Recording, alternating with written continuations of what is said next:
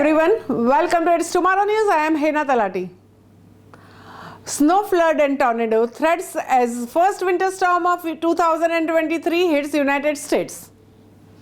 The first major United States winter storm system of the year dumped a frosty mix of snow, freezing rain and sleet from the northern plains to the upper Great Lakes regions on Tuesday, while posing a tornado and flood threat to a large swath of the South.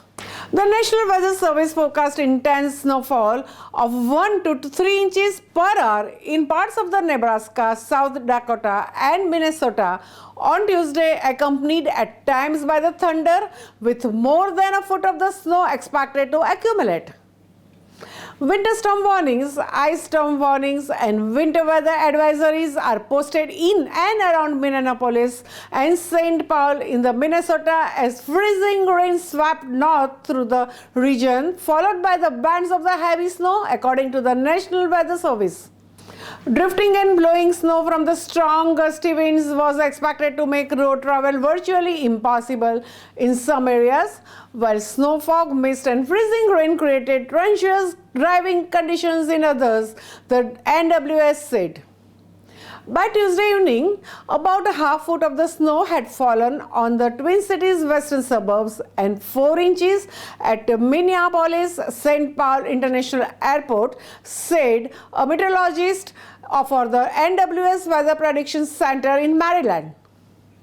The Weather Service said the storm from the front originated from the low-pressure system churning over the Iowa. The wintry blast, expected to spread into the New England by Wednesday, was a part of a large weather front bringing heavy showers, severe thunderstorms, hail and tornadoes to the lower Mississippi Valley, Gulf Coast, Tennessee Valley and southern Appalachians. Tornado watches and severe thunderstorm warnings were in effect across much of the Louisiana, Mississippi, Alabama and Georgia, along with the flood watches posted along the southern fringe of that zone.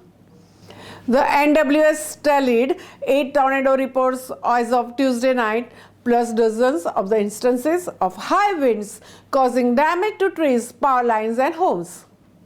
The heavy snowfall is occurring on the west to northern side of the storm, and then rainfall and severe weather is across the south, NWS meteorologists said.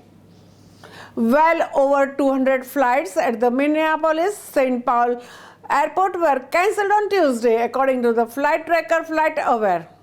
The west coast, meanwhile, braced for another atmospheric river, a high-altitude current of dense moisture that was expected to bring drenching rains and possible renewed flooding to northern and central California starting on Wednesday.